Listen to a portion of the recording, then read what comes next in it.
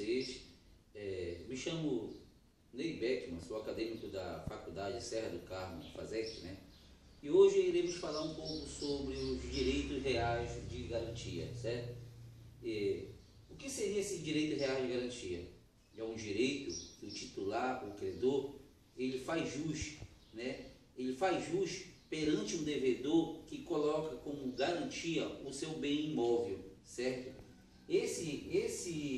Essa garantia do direito real, ela recai geralmente sobre coisa própria ou sobre coisa alheia. Quando é coisa própria, é a própria propriedade do titular desse direito, né? Ele tem direito àquilo que é de sua propriedade. Mas vamos falar hoje especificamente sobre a coisa alheia, esse direito quando ele recai sobre a coisa alheia, que é o caso da hipoteca, da anticrese e do penhor, certo? E o que seria a hipoteca? A hipoteca é um direito real de garantia, né, que tem como um objeto um imóvel. O devedor, quando ele vai fazer algum empréstimo, alguma dívida perante o credor, ele disponibiliza um imóvel para ficar como bem de garantia, com uma certeza de que essa dívida será paga. Então, dando prosseguimento, né, iremos falar sobre as características dessa hipoteca.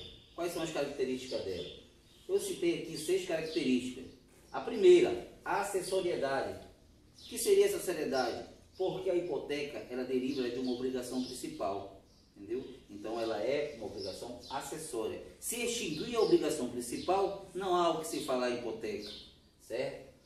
A segunda, indivisibilidade, é porque a hipoteca, ela fica gravando naquele bem imóvel, certo? Então, enquanto não for quitada, satisfeita integralmente, então não há o que se falar de extinção de hipoteca, ela irá continuar até a quitação da dívida, ela é indivisível.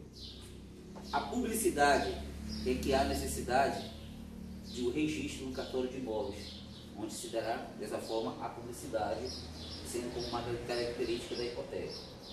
O quarto, a especialidade, é que nessa hipoteca, nesse contrato de hipoteca, há necessidade de colocar, especializar ali o montante da dívida, o número do valor das parcelas, o número de parcelas e qual o valor dessa parcela, certo? Então tem que estar bem especializado lá.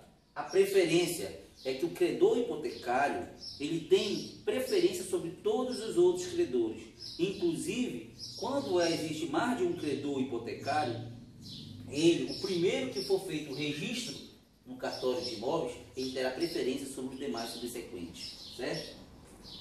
Eficácia erga omnes é uma característica da hipoteca. Por quê? Porque ela atinge a todos, ela faz efeito a todos, tem eficácia sobre todos.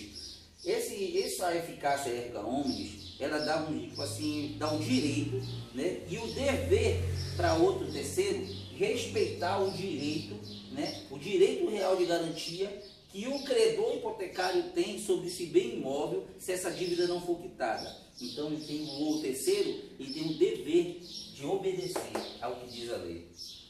E nós temos 3 tipos de hipoteca, né, que são as mais trabalhadas. É a hipoteca legal, a hipoteca convencional e a hipoteca judicial. A hipoteca legal é aquela que vem pré-determinada pela lei. São quando recai sobre aqueles imóveis que a fazenda pública, ela guarda em relação a rendas. São aqueles casos, principalmente, que são mais comuns, corriqueiros, são aqueles casos que os filhos, né, recaem sobre os móveis de um primeiro casamento. É quando os pais vão casar pela segunda vez, e não foi feito o testamento, não foi feito, digamos, a negociação desses imóveis do primeiro casamento. Lógico, então, quando recai sobre esse primeiro casamento, esses filhos daqui a justiça já dá. Então, sobre os co-herdeiros, no caso de partilha, são esses casos pré-determinados pela lei. O convencional é quando deriva de acordo mútuo de ambas as partes.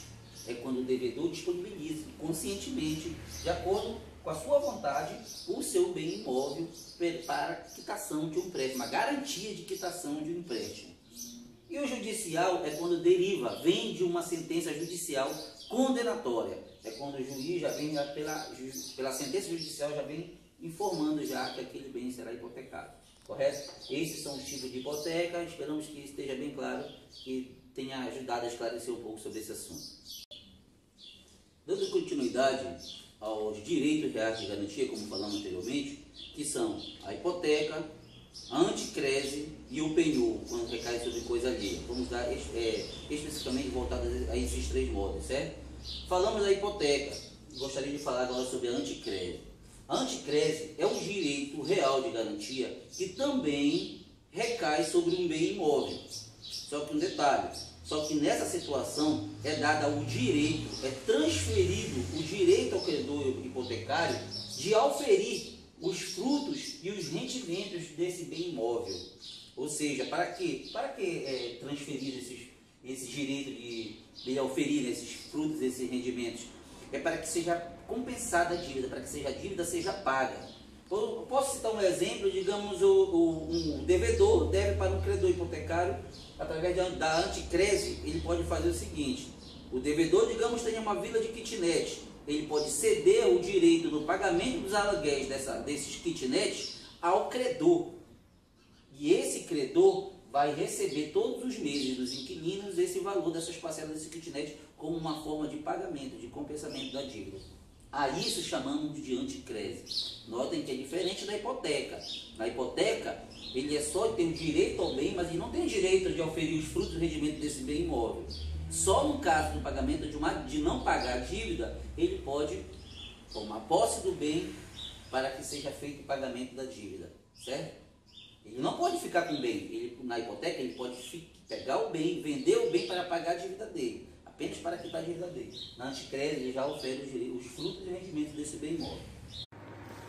Olá pessoal, estamos aqui para falar sobre uma das modalidades de direitos reais de garantia. E vamos falar aqui sobre o penhor. E o que é o penhor? O penhor nada mais é do que um direito real de garantia em favor de quem? Em favor do credor, certo? E o que é esse direito, né? O penhor nada mais é do que a transferência de uma posse de um bem móvel ou até mesmo imóvel, em algumas hipóteses, né? De quê? De que o credor ele vai ter a certeza, a confiança de que seu direito ele vai ser satisfeito, certo? Que o devedor, de certa forma, ele vai arcar com seu compromisso, vai arcar com sua responsabilidade, né, perante o credor, certo? Então, o devedor, ele dá um bem, dá a posse de um bem que ele tem como direito seu, um bem que ele tem usufruto, que ele tem de sua posse, ele passa ao credor como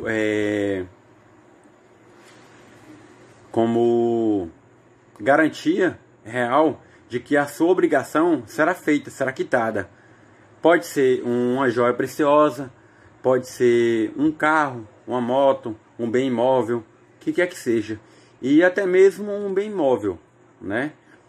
E isso é uma garantia do credor para com o devedor, que essa obrigação futura em relação financeira, dívidas, será quitada, certo?